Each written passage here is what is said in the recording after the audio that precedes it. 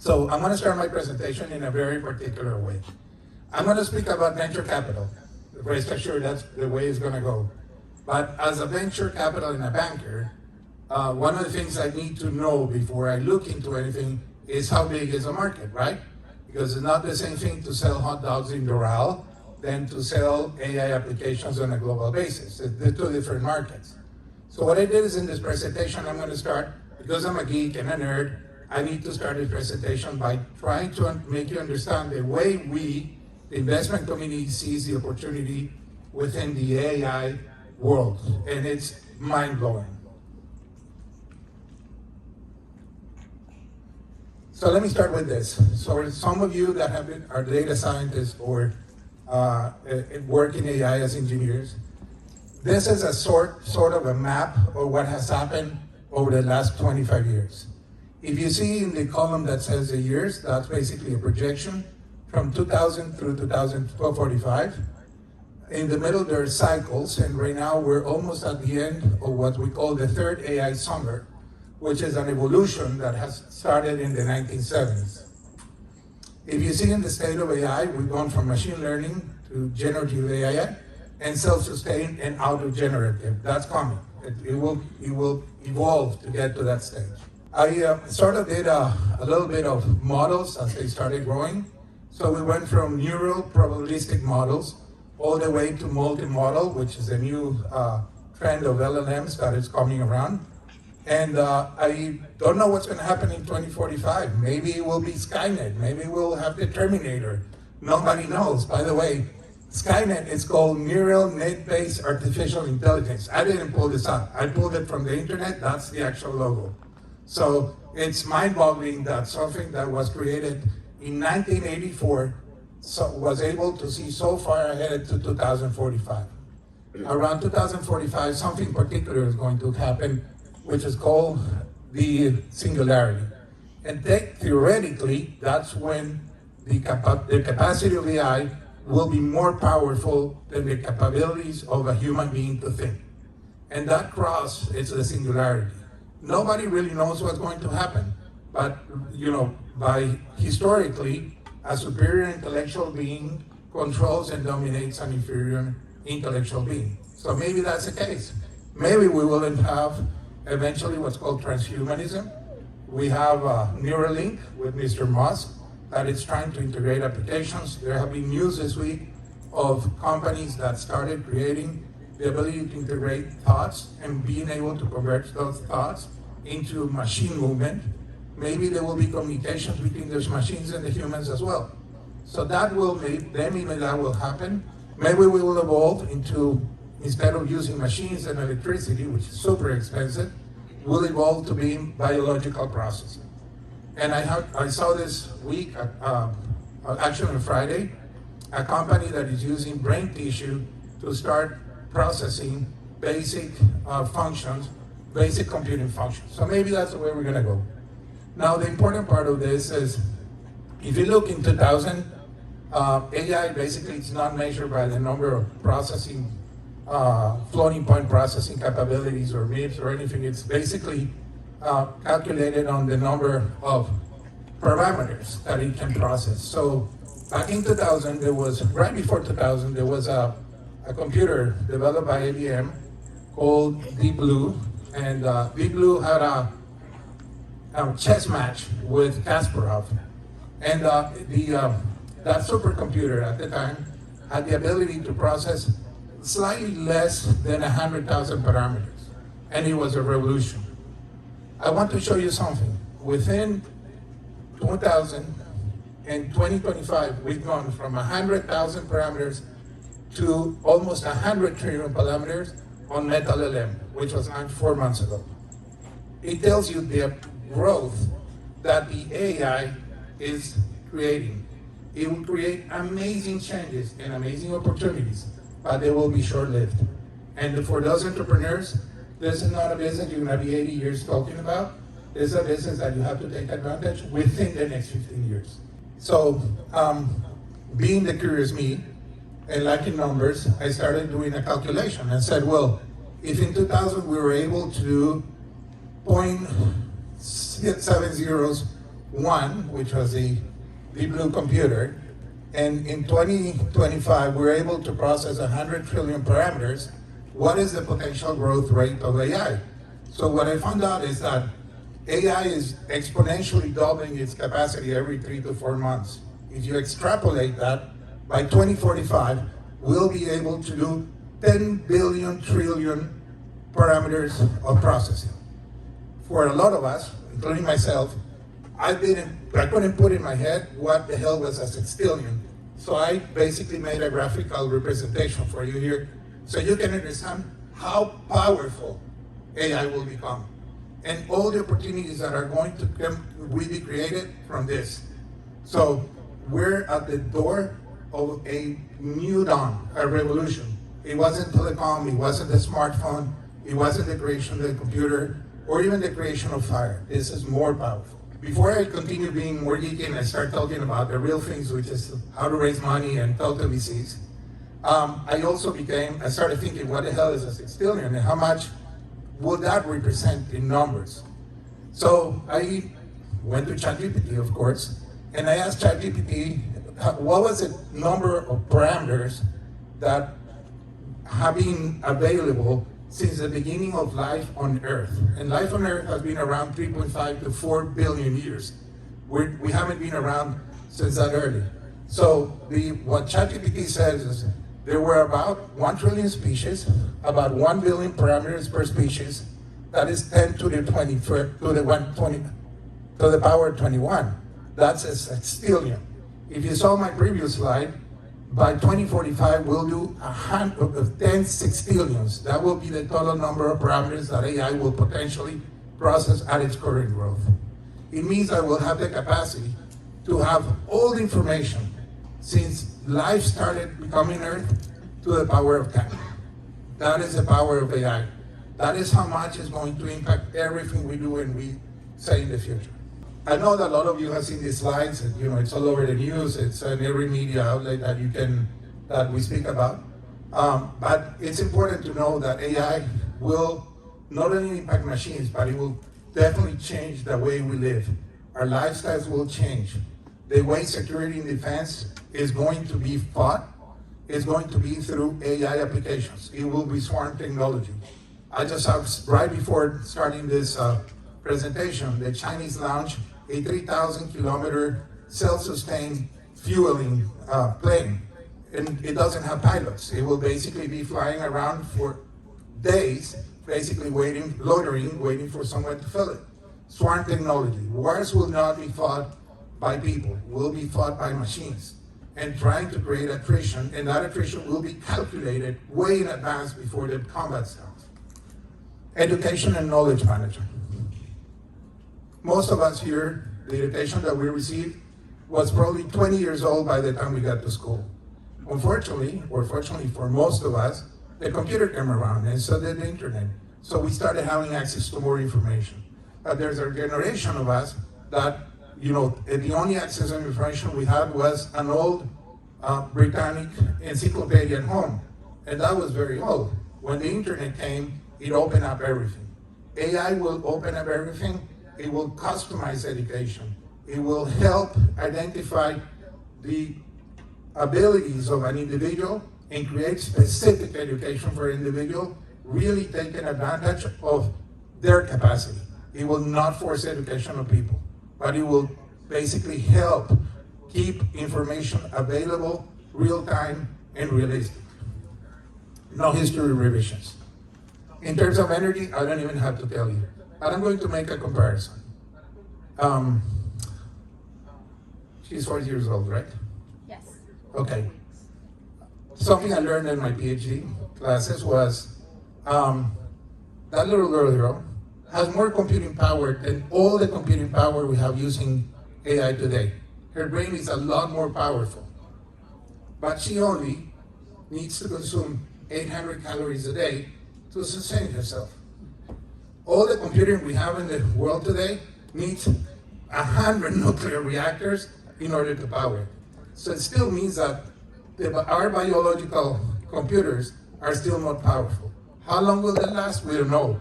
AI is very rapidly creating solutions to fuel itself.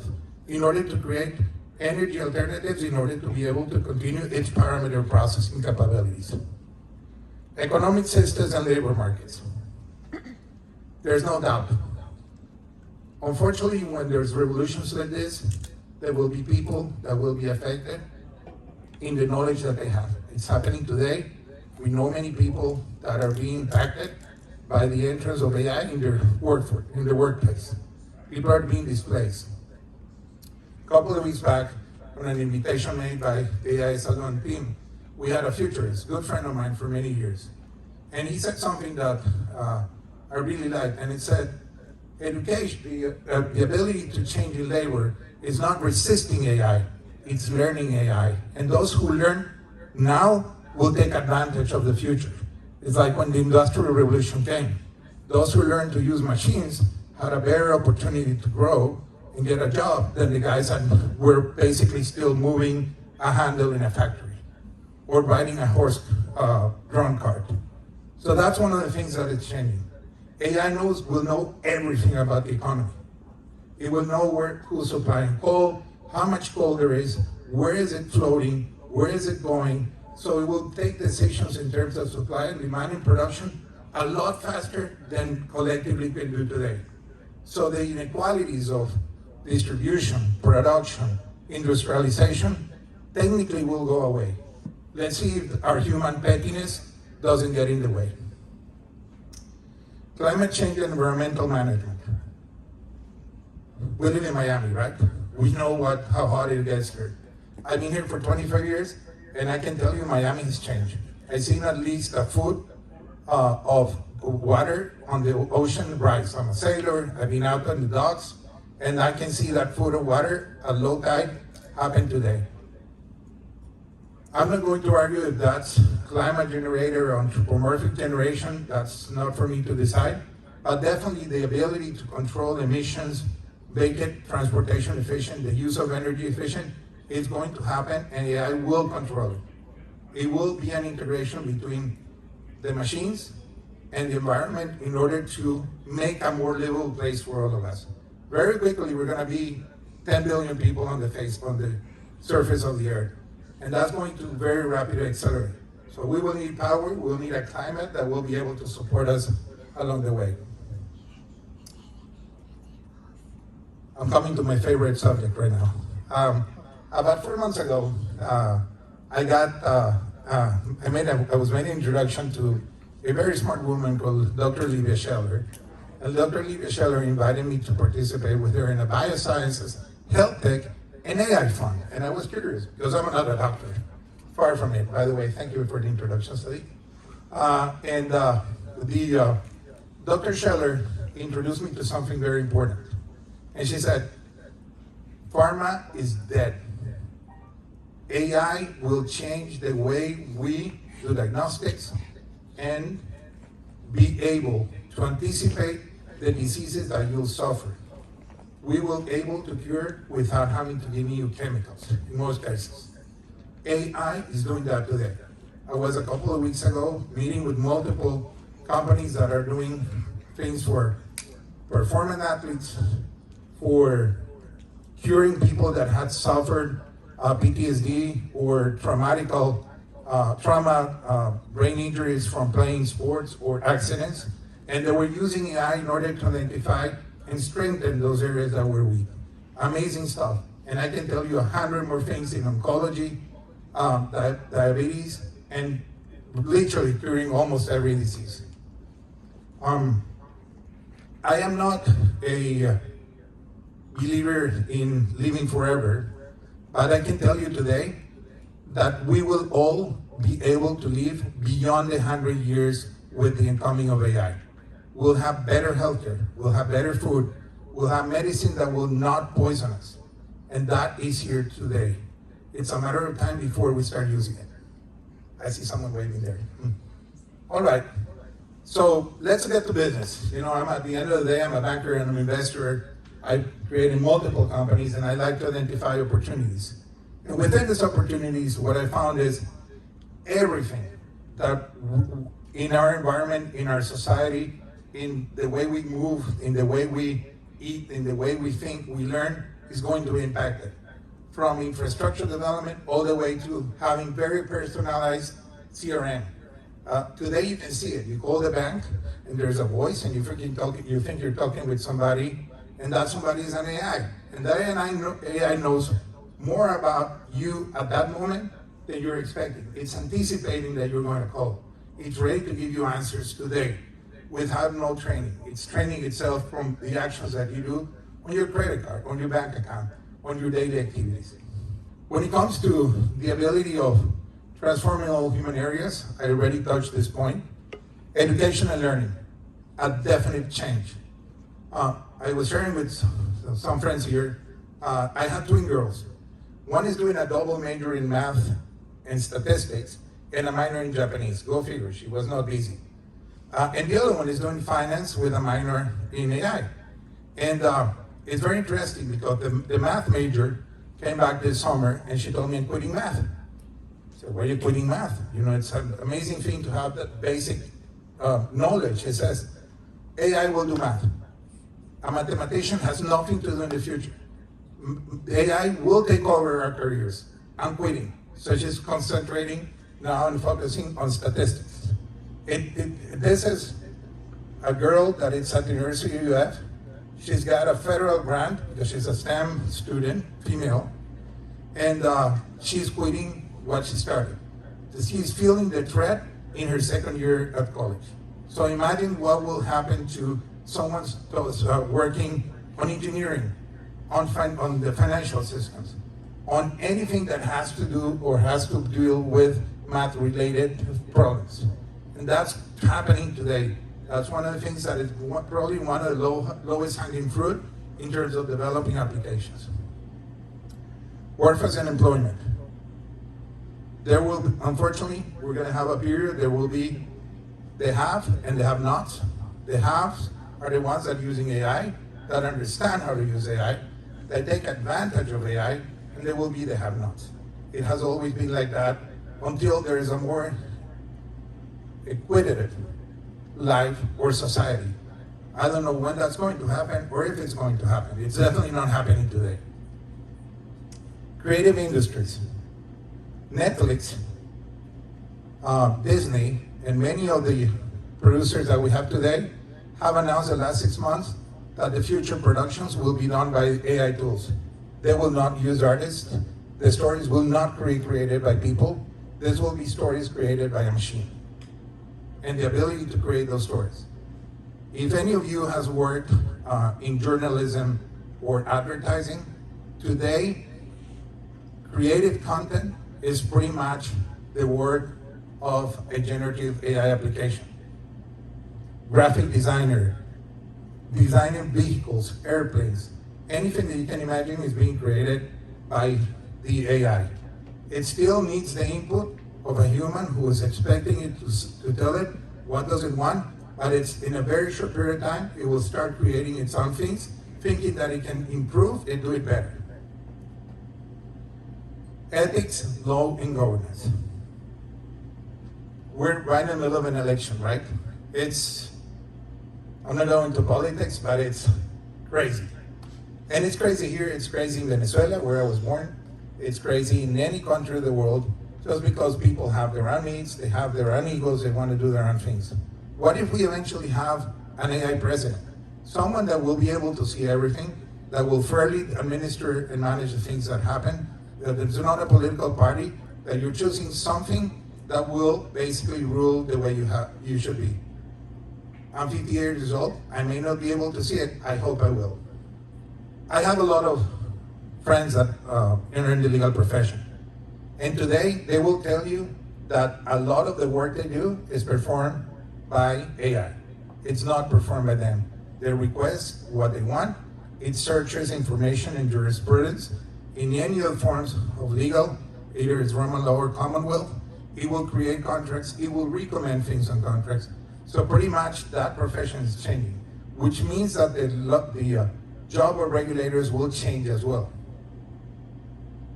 The more information there is, the more just technical law should be. So that's going to change as well. And not to mention ethics. Ethics is a very broad subject. And it's dependent on culture, it's dependent on where you were born, it's dependent on your socioeconomic level. But AI is leveling that field, because if we all have access to information the same way that everybody else, and everything is equal, technically we would be able to level the field of ethics as well. Now, it's dangerous, because the same way that we're creating things to cure illnesses, some people are creating things to kill us.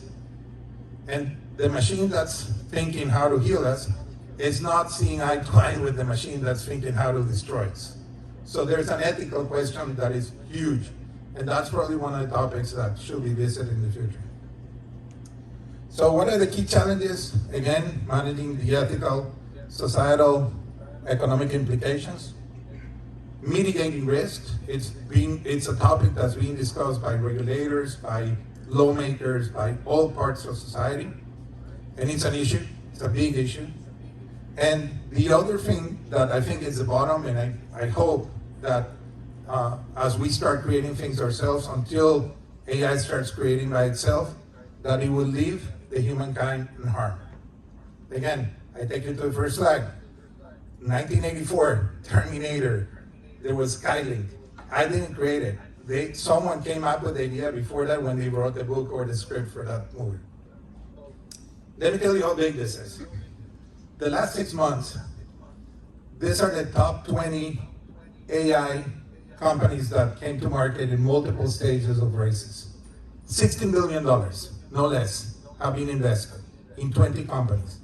Take out of here all of the chip manufacturers, infrastructure providers, internet providers, power providers. This is just software. And I picked this for you so you can realize in the focus of all these companies, what are they doing in terms of impacting society? But more importantly, and I put the countries as well, because this is not only happening in the US, it's a global event. The total valuation of these companies was close to $90 million. $90 million, billion, sorry, $90 billion. And $90 billion sounds like a small number today. It's a huge number of value creation within 6 months. So it's one of the few industries that is creating a massive revolution, but it will have its issues.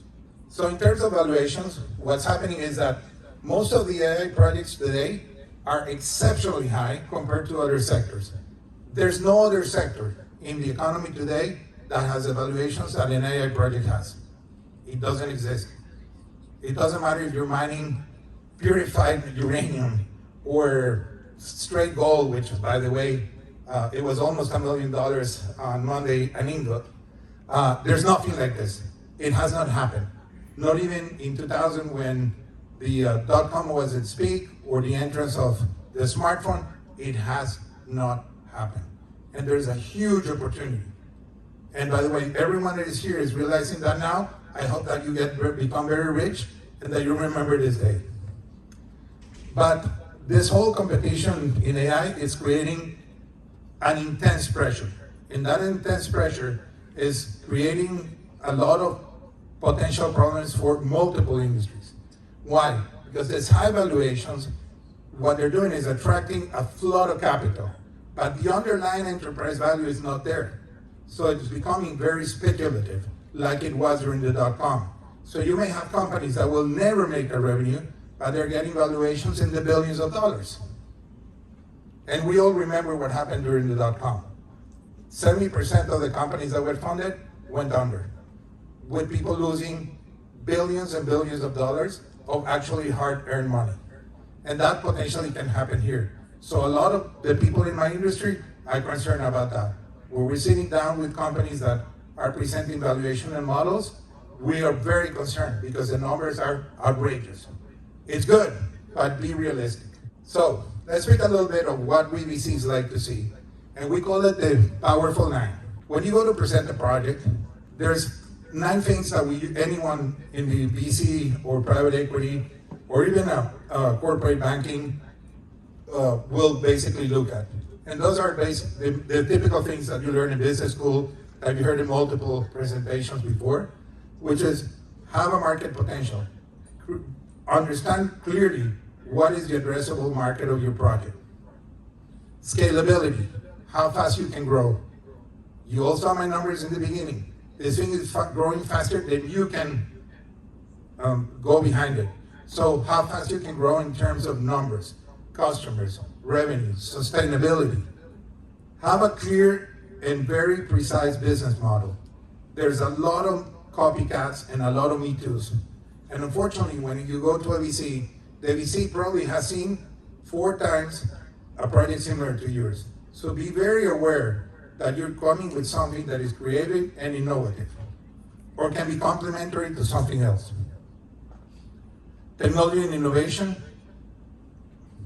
I think it's redundant to say how much innovation has come from AI as of lately, how much technology has been produced in the different languages modules that have been created. It just continues to grow.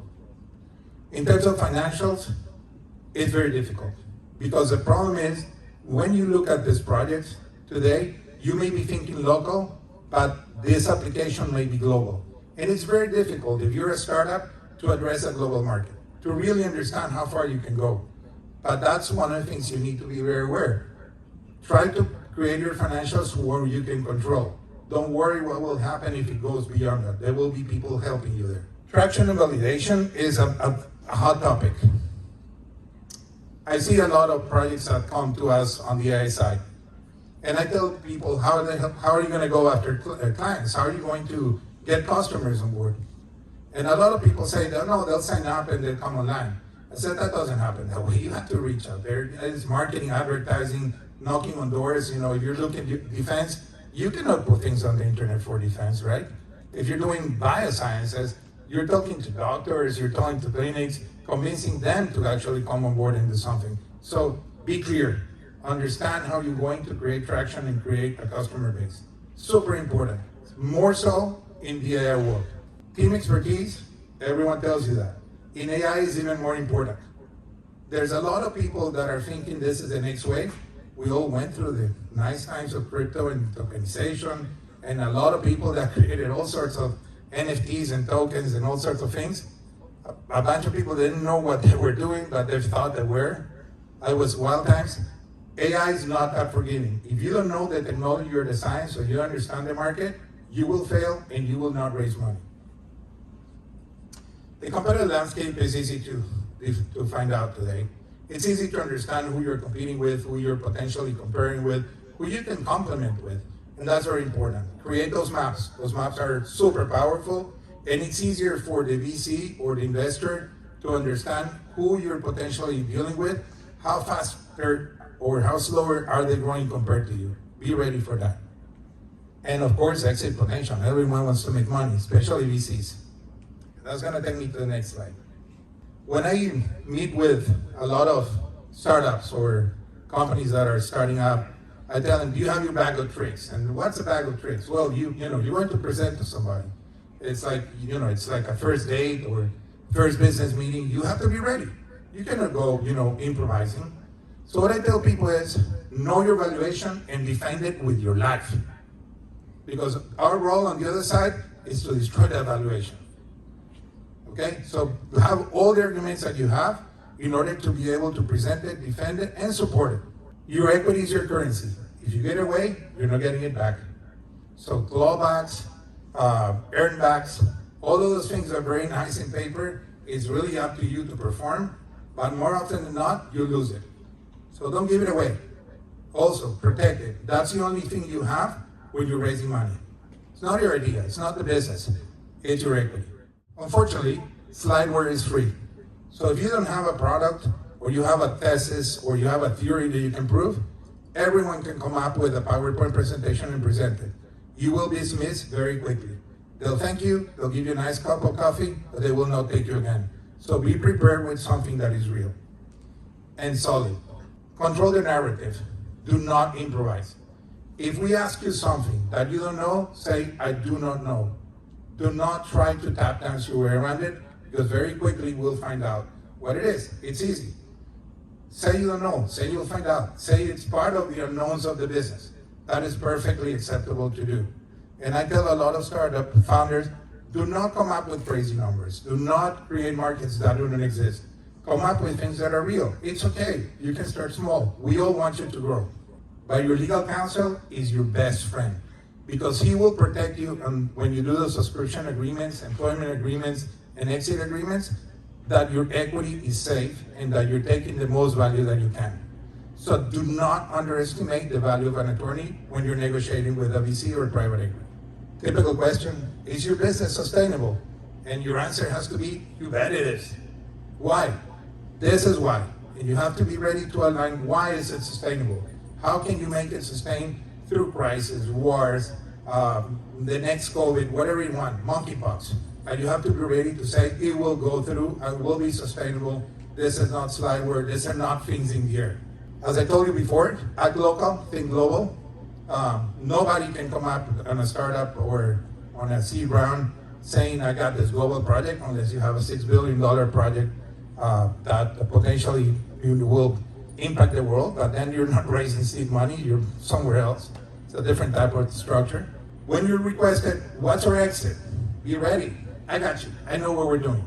I'm going to IPO, I'm going to merge, I'm going to sell, I'm going to do acquisitions. Whatever you can think of, it's valid. Imagination is acceptable. No one knows where the future is going. Maybe I will help you, but be ready to answer that question. If you tell the VC, I don't know, you will let me know, I know what I'm doing. In 3 years, I'm going to kick your butt to perform and sell your company. That's it. And this takes me to the top, which is VCs are not in to make friends. They're in to make money. So if you see what a VC, they're friendly, give you nice coffee, beautiful offices, but they're thinking 3 years ahead, 3 to 5 years ahead, and they're thinking, how much money am I going to make of these dudes? And that's what we're thinking, unfortunately, because that's the nature of the business. And by the way, we got a bunch of people behind us that are, driving us crazy because they want returns. So no experience, no money. As I told you before, you cannot fake a business experience. You cannot fake a lack of knowledge in this technology. Prepare yourself, educate, learn, read, do whatever you need to do in order to learn as much as you can. I assure you, there's a guy next to you that knows more than you, and he's gonna get that money, not you. And of course, at the end, know your numbers. You will be surprised how many times I tell people, what's your profit in the third year? Oh, I don't know, let me look at the financials. What's your potential customer number in year 2? When do you break even? People don't know. Then how I'm going to give you money if you don't even know your business? Why will I give money to my friend, who I love very much, if he doesn't know what he's doing? He's just there to get a check. So know your numbers, be prepared, learn them by heart. It's super important.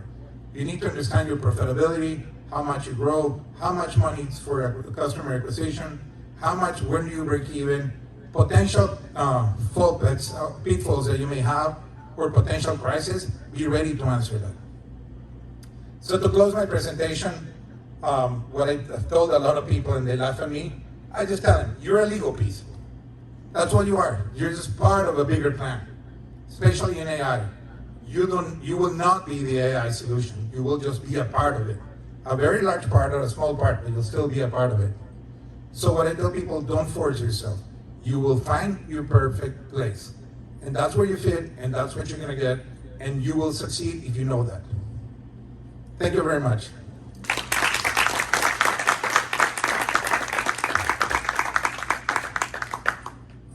Amazing, amazing. So if anyone has any questions, go ahead and ask.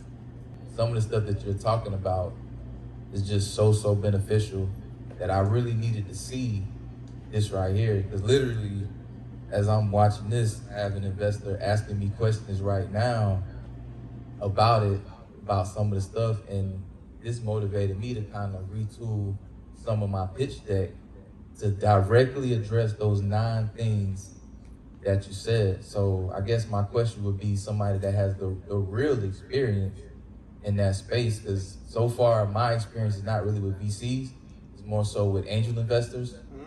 So what advice, I guess, would you give to a startup that is going from the angel investor space to the VC space in like a limited partnership type of structure? If it's a AI, specifically, we're dealing with AI in the real estate space. Interesting. It doesn't really change the fact that you can be a corporation or a limited partnership, honestly. The thing with angel investors is this is people that you usually know that are willing to give you a $50,000 check, which is potentially disposable money. By the way, there's classifications. They call you an accredited investor, a high net worth individual, and in our industry, we have something called gems. You know what a gem is? Just enough money to give you. So an angel is a gem. It's someone that can give you $50,000, but that's as far as they can go. So as you transition, you need to understand that you're speaking with professionals that deal with money, projects, numbers, analytics all day long. And before they invest with you, they try usually to do their homework, to know what they're getting into. They usually buy reports from analysts that technically know what they're saying, so they can understand where they're putting their money. So be prepared for that. Prepare yourselves. That's what I told you. Educate, learn, and be formal. No, back of a napkin type of plans. That's great for an idea, but it doesn't work for real investors. Great, thank you so much. And I have a question from the live stream. From DJ, the question is, Henryk, do you raise money for companies as a finder, or do you have a company that does private placements, or do you invest LP money? I've been on the entrepreneurial side, so I raise money for myself, close to $150 million in over 20 years. So I know what it is to be with a hat in my hand. Sometimes that hat was very empty, but it works. So the way we invest money is usually through VC funds or growth capital funds. I'm not into private equity. I like the early growth spaces better. And that usually we do it through a GP-LP structure, through LLPs that we do investments. The typical structure, if you're familiar with it, is basically 220s with some accelerators in the future. And that's usually what the LPs want. LPs are becoming smart. Family offices have their own funds. So they're becoming more aggressive. They're trying to negotiate their returns, etc. At the end of the day, it's their money. We put some of our money ourselves. We try to do it. I think that's the ethical thing to do. It's always fun to spend someone else's money, but I don't think it's responsible. But in any case, I was wondering, do VCs have a roadmap as to where they're going with AI? What is it that they want to invest in? What is it they want to invest in? What are they looking for? If you have studied economics, periods of high exuberance usually lead to periods of mass devastation. I think that AI will be one of those periods, but there will be the majority of the entities that actually survive are very powerful and real business. And it's okay. It's the nature of economics and investing. As to your answer to your question, if VCs have a plan of where to invest, yes, you have to. You have to tell your investors what is your investment thesis. You have to tell them what is that you're going to do, where are you going to put the money, why is it going to put it there, and what's the potential gains in terms of valuations or cash flow or fixed income, whatever you're doing in terms of your fund that they can expect. And they expect you to know more than themselves. Because otherwise, what would they give you their money, right? So most of the VCs, I don't say everyone, because there's a lot of really crazy ones too, that are throwing money at things that move around. I think that if you have a VC that is a serious and responsible party, he will negotiate with you where you are and let you know where you are, where you position in terms of potential competition, how much money you're gonna get based on a realistic valuation, okay? And they will expect from you that you perform and that where you put your mouth is where they put your money, their money. So it's very important. Same way I say, you have to be responsible with people's money, you have to be responsible with the VC money too. Great question. First, I want to thank you so much. What a great, amazing presentation. It helps all the founders in AI and companies know exactly what to do before when they're raising money from VCs. But the question for me I have is, now say the VC and the founder of AI got together, they worked together. What does success mean to the VC that they're expecting from the founder of a company that has AI or what are the KPI that the VCs are looking for to say, okay, you're doing good and on a quarterly basis or on an annually basis, or what are those KPIs and criteria that they're looking for? Very simple. It's how much your net enterprise value has raised. So no different. If you say your company's worth $100 million when we gave you the money, next year I want your company to be worth $200 million. And the year after I want you to be worth $400 million. How do you get there? And that's why, sometimes you hear horror stories from VCs that can be very difficult to work with, is they want you to perform. They want you to to go beyond and above the limitations that you set on a plan. They want you to show actual customers, actual invoices, and not burning through money. So a lot of VCs will tell you, this is your runway. But if 2/3 on the runway, you don't have the speed to take off, we're cutting you off. What are the most valuable business problems that you've seen people try to solve AI for? Like, what industries do you think are willing to pay the most money for AI solutions? 2, banking and finance and defense. What type of finance? Anything that has to do with trading, economical analysis, because the banks are evolving, and banks basically need to allocate money in the most efficient way. So it has to do with allocation in businesses that actually produce money. If you're giving away mortgages or consumer lending, you need to analyze those risks real time and be able to reduce and mitigate those risks. And the other one is the world after COVID is swimming in cash. So how to allocate that cash in the most effective way at the lowest cost possible, it's one of the things they need to solve, among many others. Defense, I don't even need to tell you. Defense is huge. Well, if you could give just one fun and very valuable use case for defense, what do you think it would be? The most valuable thing in defense is have the ability to monitor and analyze combat situations and create scenarios real time. Because combat is very fluid. Predictive analytics. Predictive analytics? Well, yeah. That's the number one thing they're spending defense money on, right? Yeah. And which is basically part of analyzing what may be a combat or what's happening in the future real time. There's companies like Anduril and several others.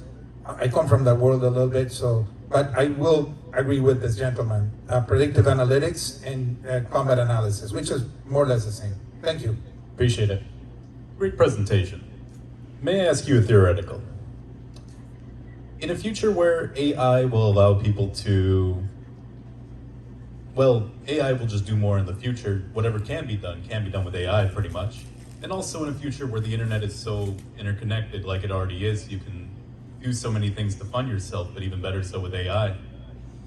From your position, from your stance,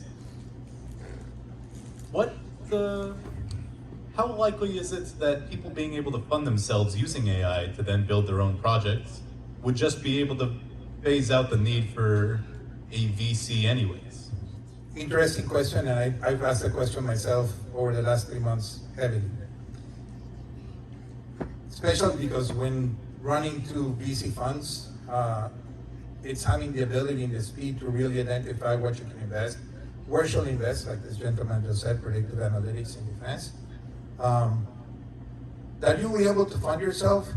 There are applications today that allow you to apply that potentially will analyze your business opportunity and everything you provide and will potentially connect you with investors. Today, at the end of the day, you're going into someone's pocket to give you money. So how to present that opportunity to that someone that owns the money in an effective way, I think there's a gap. I think AI will close that gap and will give you opportunities. I heard somebody is working on a real estate AI application.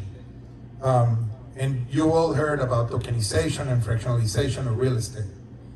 If you're a company doing tokenization of real estate, like Red Swan in Houston, it's basically giving access to an investor directly to an income-producing property without having to go through a bank or a fund. So that's a solution that gets solved. When it comes to an investment, it depends how safe the investor will feel with what the AI has provided him as a good opportunity. But it will be there. It definitely going that way. Is there a potential, would you think, for people to be able to fund themselves using AI without actually having to create a product to sell to other people? Because I've seen that entertainment is one of the biggest industries, especially with something like YouTube, which has beat out every other subscription service. People can, of course, entertain others, and if their content is worth it, they actually do get a lot. They can get a lot of money out of it. Well, I think that what's going to happen is if you have the money today in order to have an AI create content, you basically will fund yourself by the AI creating the opportunity. You will basically create it from the script to the characters to generating everything. That's true for multiple things. It can be for people that write books, or for people that do, create content for education. So technically, yes. Now, if you want to build a company that you have to reach out and go to customers and you need marketing and advertising money or using the AI to do that, you still need to pay somebody, even if it's yourself. So either that money comes from the customer, and by the way, we all know a lot of companies that started with a couple of bucks and they've grown big because there was a really hard-working entrepreneur behind it, going out after customers, knocking on doors. Or there's companies that, like the ones I presented to you, valuation of $22 billion, and they got on a Series B, a $6 billion fund. So it's depending on the scale. So yes, it's possible. I think it will come, but there will be a point where the same AI will start creating things itself. It will basically won't need somebody to come up with an idea. It will identify the idea, it will create it, it will market it, it will create something that will produce income. Maybe that income will not be beneficial to AI. Maybe it's beneficial to a community.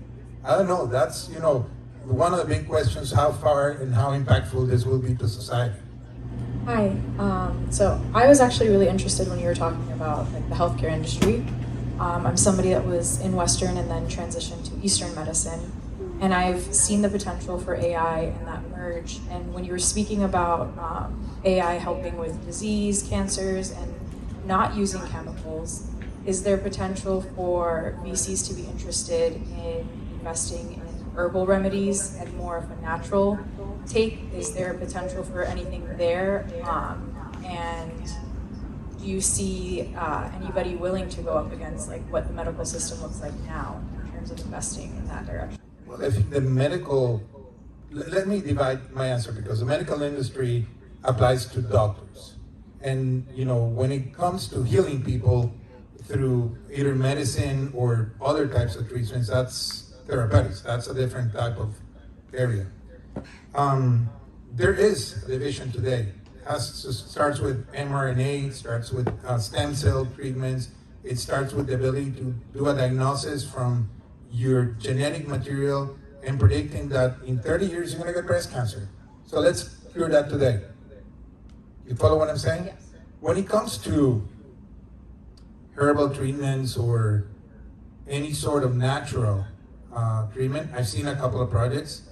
There's a gentleman that we met a couple of months back, and he's doing a genetic mapping of every herbal remedy in the planet today.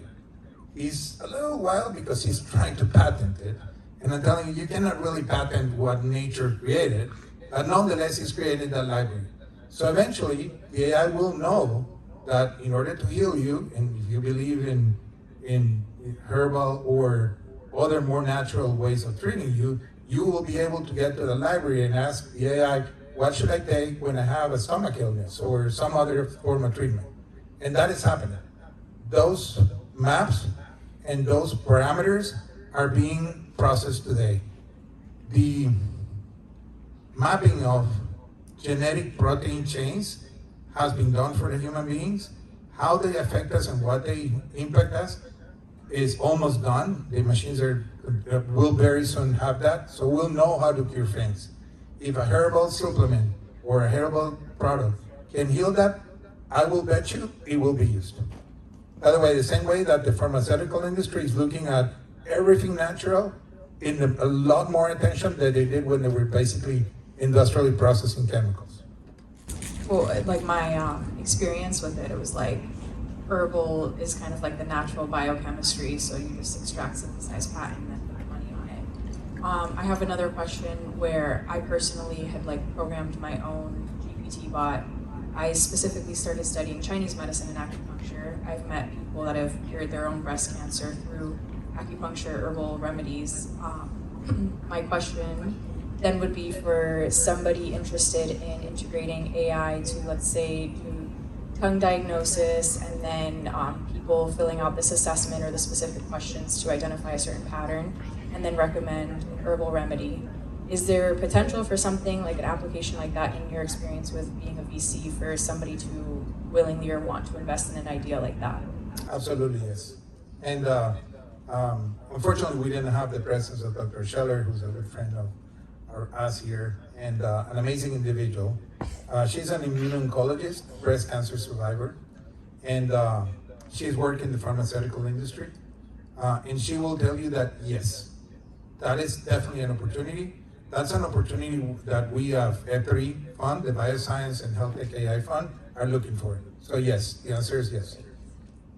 Henryk, I have to say, great presentation again. I see that you come from Venezuela, so what is the impact of AI in emerging economies? Like, for example, in Latin America, do you see the same level, higher level, lower level? Higher level. And I'll tell you why higher level. The problem with most of the emerging economies, and I'm not going to use Venezuela as an example because Venezuela today is a black swan. But let's say that you have a country like Brazil. Brazil is a brick, right? Technically measures its economy with the same level as India, Russia, China, correct? Imagine the impact that you could have using AI, for example, for better crop production, better transportation, more efficient use of resources in a country with almost 220 million people. Imagine what it can do for a smaller country, a country like Colombia, or a country like El Salvador, 4.3 million people.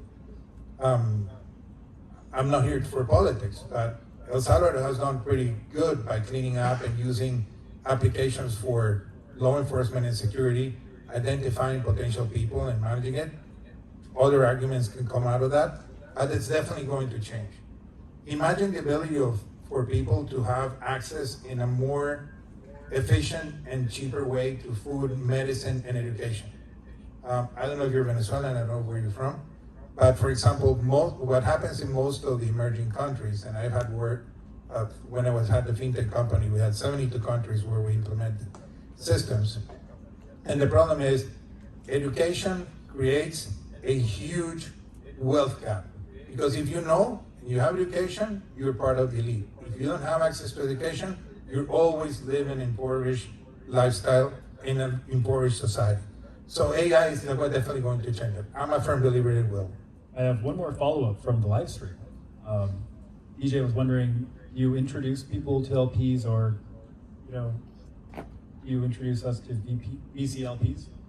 Yes, we do. Through Arica Financial, the investment banking firm that we have, we do work with companies.